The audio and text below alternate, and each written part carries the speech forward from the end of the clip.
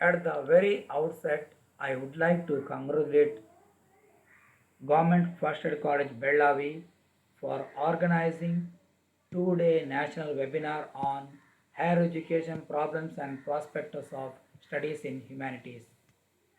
I thank the organizers for giving me an opportunity to present my paper titled Problems and Prospects of Studies in Humanities.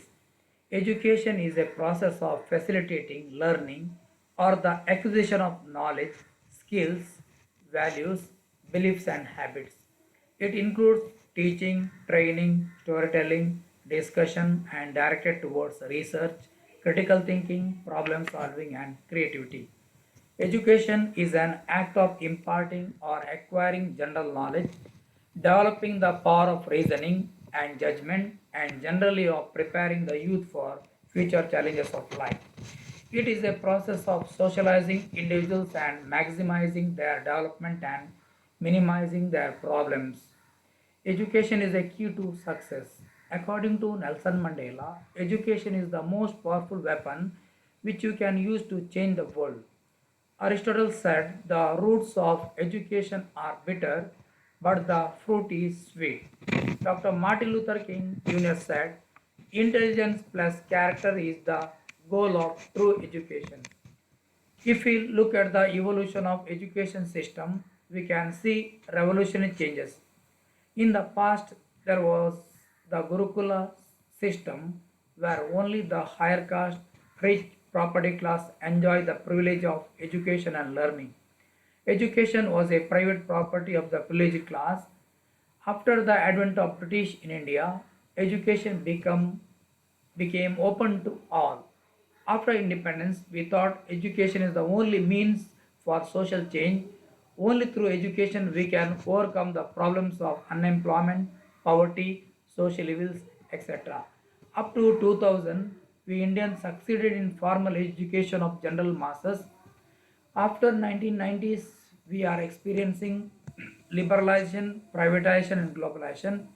Now we are in a scientific age. Scientific and technological advances have a tremendous impact on education in general and higher education in particular. Today, every nation faces challenges not only within the nation but also across the world. The need of the hour is to transform the population into manpower that is a rich human resource. Science and technology influence not only industrial production, war technology, but also influence higher education, inventions, innovations, research in every walk of our life. Entire globe has become a village.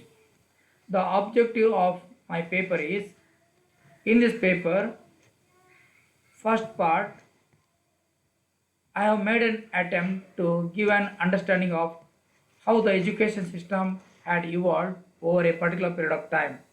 In the second part, I have thrown light on the real challenges faced by humanities in higher education. In the last part, I have suggested certain remedies to overcome these problems. The methodology which I have adopted is conceptual and explanatory based on observation and secondary data. Then problems and challenges of humanities in higher education are as follows. The younger generation think of a handsome salary, therefore generally prefer medical, engineering, commerce and management or professional courses rather than humanities in higher education. Until recently, social scientists had great respect in society. They were called social engineers. Governments used to consult them whenever there were problems or while formulating policies and programs. But in the present political scenario, social scientists look anti-social or labeled as anti-national. The future of social science depend upon social scientists. Generally, our freedom fighters, bureaucrats, administrators had a humanities background. Those who had higher IQ, intelligence used to opt for arts in higher education. For arts discipline, there was need of lots of reading when compared to other disciplines. But nowadays, youth with higher IQ chooses science, commerce, management, engineering, and professional courses, which are promising to them and seems to be lucrative. Youngsters are thinking of short-term gains. Secondly, in Delhi, students above 80% of marks find it very difficult to get seats for humanity courses in undergraduates and postgraduate courses due to the presence of entrance test. But in other parts of India, there is no entrance test for humanities. For this is the reason youths have not taken humanities discipline seriously. Thirdly, the number of higher educational institutions are also increasing day by day without any proper basic infrastructure. They themselves have to compete with each other. There is less demand for arts courses. Fourthly, free and compulsory education policies were taken for granted by the present generation. In the past, people wanted to study, but there were no schools and colleges. But now everything is there, but there is no thirst or hunger for learning. Whatever we get free is not valued, which is a tragedy. Fifthly, governments think that only through formal education it is possible to have human resource development. Education of an individual should not be measured in terms of one's certificates. How much one is educated is not important, but how much he is skillful, tactful in facing life is important. Sixthly, government is trying to stereotype everybody through education. Government can promise education for all but not employment. Therefore, unless youths have a strong urge for learning, should not be compelled to formal education.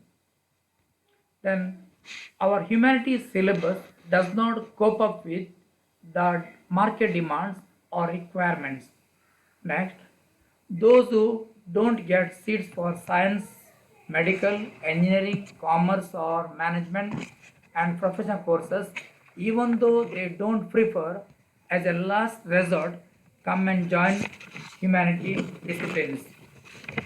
Then, in the past, humanities professors had great respect because they had command over the subject. They used to read original textbooks, reference books, and they had time for that. They were given the task of professing and not assigned with other non teaching, less desirable tasks. But at present, if one gets a permanent job as an assistant professor in higher education institutions, that is not the beginning of his academic life, but sometimes it is the end of his academic excellence because assistant professors are given non teaching, clerical, office tasks in the name of 40 hours of work per week. I don't think a teacher gets time to read at least 4 papers daily to upgrade his general knowledge. It is not easy to teach art subjects unless a teacher reads 2 hours to take 1 hour effective class. MHRD, UGC, governments have to take this reality seriously and engage teachers in higher education only for delivering lectures and not for clerical work. Next, young teachers are more worried about their API requirements for promotion than the promotion of education and students. Next, in a situation like COVID 19, since there are no regular classes, emphasis is given for online classes, but due to the poor background of the art students fraternity, all of them cannot afford to internet, laptop, or smartphones. Students from remote areas face the problem of network, which adversely affect the process of learning and results of such students. Next, generally First generation learners are opting for humanity courses with great hope for career opportunities. The higher education policies and environment, college campus should be conducive for learning. Then, humanities students are not attracted by MNCs, call centers, or BPOs, which is very much true when we look at the number of art students selected in campus selection. The present humanities education institutions look like factories which produce unemployables. Once Ratan Tata said, India, we don't have the problem of unemployment, but the unemployed are unemployable. This is true in the case of humanities in higher education. Next, on the one hand, the government is trying to increase the quality of higher education and entry of the young generation into higher education. On the other hand, teachers are compelled to do all other work without giving any time for teaching. Here, teachers are more worried, confused, serious, and particular about their job chart than teaching or professional excellence. Next, in government colleges, best teachers are recruited and they are made worse by assigning less significant work. Whereas private institutions sometimes left with or select on an average teachers because they don't leave the job in between due to their less migrating capacity than extraordinary teachers. In private institutions, teachers have no job security, but the experienced staff is retained by the institution and emphasis is given for HRD and HRM, which is missing in public institutions. Next, suggestions to overcome these problems or strengthen humanities discipline. First one, there is a need for an interdisciplinary approach because of the outdated syllabus or traditional classical outlook or treatment of humanities. Students are not attracted to it. There is a need for induction of basic science, commerce, and management and computer application papers in each semester for humanities. When humanity courses become interdisciplinary, the mobility and employability of art students increases. Second one, at present there is a need to develop knowledge societies where everyone has opportunities to learn and engage with others. There is a need for access to information and communication technology. The state have to build resilient infrastructure, promote inclusive and sustainable industrialization, and foster innovation. Yes, in many places, people and communities cannot access computers or the internet. In developed countries, over 80% of individuals use the internet, whereas in developing countries, it is less than 30%. The remaining poor, illiterate, remote, fragile communities should be given access to educational opportunities. Learning opportunities help the vulnerable communities on their path to peace and resilience. Today, in this age of social media, peace and connectivity condition each other. Connectivity means people and communities have the skills, the capacity, and the will to interact and engage in respect driven dialogue, that they can access the resources to do so, and that they have the technology to bridge physical and cultural distances.